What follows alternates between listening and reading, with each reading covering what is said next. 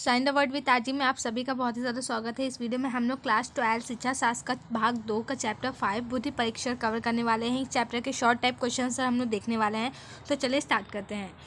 तो इसका जो फर्स्ट क्वेश्चन है वो है बुद्धि क्या है, बल्कि जो बुद्धि होती है वो क्या है। तो चलिए देख लेते हैं। रैक्स एंड नाइट के अनुसार बुद्धि वह मानसिक योग्यता है जिसके द्वारा हम किसी उद्देश्य की पूर्ति या किसी समस्या का समाधान करने के लिए संबंधित वस्तुओं एवं विचारों को सोचते हैं।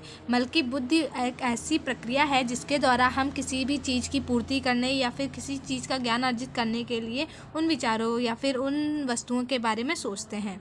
सेकंड क्वेश्चन है हमारा, बुद्धि की प्रमुख विशेषताएं क्या होती हैं। इसका आंसर हो जाएगा बुद्धि विभिन्न मानसिक योग्यताओं का योग है या अमूर्त चिंतन की योग्यता है जो व्यक्ति को उत्तम अनुक्रिया करने एवं नवीन परिस्थितियों के साथ समायोजन करने की क्षमता प्रदान करती है। तो बुद्धि की विशेषता क्या है कि यह एक मानसिक योग्यता है, बल्कि मानसिक योग्यताओं का योग है। ये एक अमूर्त चिंतन होता है और यहाँ पे उत्तम अनुक्रियाएं और नवीन परिस्थितियों में समायोजन प्रदान करने की क्षमता होती है बुद्धि के अंतर्गत। थर्ड क्वेश्चन है हमारा, बुद्धि अमूर्त चिंतन की योग्यताएं स्पष्ट कीजिए। मतलब कि जो बुद्धि है वो अमूर्त चिंतन है, तो ये क्या है इसको स्पष्ट करना है हमें। तो चलिए देख लेते हैं। कुछ विद्वानों के अनुसार बुद्धि अमूर्त चिंतन की योग्यता है। बौद्धिक योग्यता की आवश्यकता वास्तव में किसी भी समस्या को समझने, उसके विषय में तर्क करने तथा किसी निश्चित निर्णय पर पहुंचने के लिए होती है। यह संपूर्ण प्रक्रिया अमूर्त ही होती है। तो मतलब कि क्या होता है, जो बुद्धि होती है वो एक अमूर्त चिंतन है, क्योंकि जो बुद्धि योग्यता है वो किस चीज़ के लिए आवश्यक होती है, किसी भी समस्या को सुलझाने के लिए, किसी भी चीज़ का तर्क वितर्क करने के लिए या किसी भी निर्णय के लिए पहुंचने के लिए हमें बुद्धि की आवश्यकता होती है। और ये सारा कुछ अमूर्त होता है, मतलब कि हमें दिखाई नहीं देता, प्रत्यक्ष रूप से चलता है। इसीलिए जो बुद्धि है वो एक अमूर्त चिंतन है।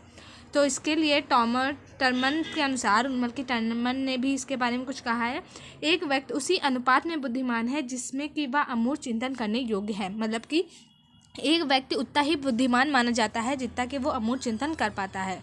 उसके बाद नेक्स्ट क्वेश्चन है हमारा, बुद्धि परीक्षण से क्या तात्पर्य है। तो इसका आंसर देख लेते हैं। बुद्धि कोई एक गुण नहीं है बल्कि गुणों का समुच्चय होता है। बल्कि इसमें बताया जा रहा है कि बुद्धि कोई एक अलग से एक कोई गुण या फिर कोई विशेषता नहीं है, बल्कि जो बुद्धि है उसी से सारे गुणों का विकास होता है। वो एक पूरा समुच्चय है। यह एक परिकल्पना शक्ति व जटिल मानसिक क्रिया है। किसी व्यक्ति की बुद्धि से संबंधित विशिष्ट योग्यताओं के मापन की व्यवस्था बुद्धि पद्धति को बुद्धि परीक्षण कहा जाता है। तो क्या हो गया, मतलब कि किसी भी व्यक्ति की बुद्धि की मापने की जो प्रक्रिया होती है वो बुद्धि परीक्षण कहा जाता है। तो ये बहुत ही आसान है, आप लोग लर्न कर सकते हैं। ये क्वेश्चन बहुत इंपॉर्टेंट है।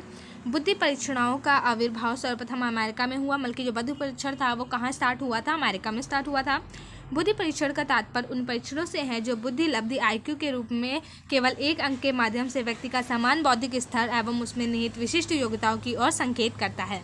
तो मतलब कि क्या बुद्धि परीक्षण को इंग्लिश में हम लोग IQ कहते हैं। आप लोगों ने सुना होगा इस इंसान का IQ इतना है, इसका इतना है, तो यही बुद्धि परीक्षण कहलाता है। मतलब कि किसी व्यक्ति के पूरे एक अंक के माध्यम से व्यक्ति का जो सामान्य बौद्धिक स्तर है उसे मापना ही बुद्धि परीक्षण कहलाता है। आई होप आपको क्वेश्चन समझ में आ रहे होंगे। वीडियो को आगे बढ़ने से पहले लाइक कर दीजिए। तो नेक्स्ट क्वेश्चन है हमारा, बुद्धि का द्विखंडन सिद्धांत क्या है। तो चलिए देख लेते हैं। ये भी बहुत इंपॉर्टेंट क्वेश्चन है। इस सिद्धांत के प्रतिपादक स्पीयरमैन हैं। तो के अनुसार बुद्धि के दो तत्व हैं, सामान्य योग्यता और विशिष्ट योग्यता। सामान्य योग्यता G फैक्टर तथा विशिष्ट योग्यता को X फैक्टर कहा जाता है। यही बुद्धि का द्विखंडन सिद्धांत कहलाता है। मतलब कि जो बुद्धि होती है वो दो भाग में डिवाइड रहती है, एक सामान्य बुद्धि और एक विशिष्ट बुद्धि। जो मतलब कि नॉर्मल बुद्धि वाले होते हैं वो ऐसे ही सामान्य योग्यता के अंतर्गत आते हैं, और जो हाई लेवल जिनका IQ होता है वो विशिष्ट योग्यता के अंतर्गत आते हैं। उसके बाद क्वेश्चन आ जाता है हमारा, बुद्धि लब्धि का सूत्र लिखिए।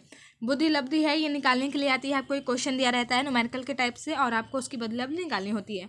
तो इसका जो सूत्र है वो है बुद्धि लब्धि IQ इक्वल टू मानसिक आय और वास्तविक आय। मतलब कि जो हमारे दिमागी आयु बताई गई है वहाँ पे वाली, और नीचे जो हमारी रियल एज है, और इंटू करके 100। तो ये होता है इसका पूरा का पूरा सूत्र।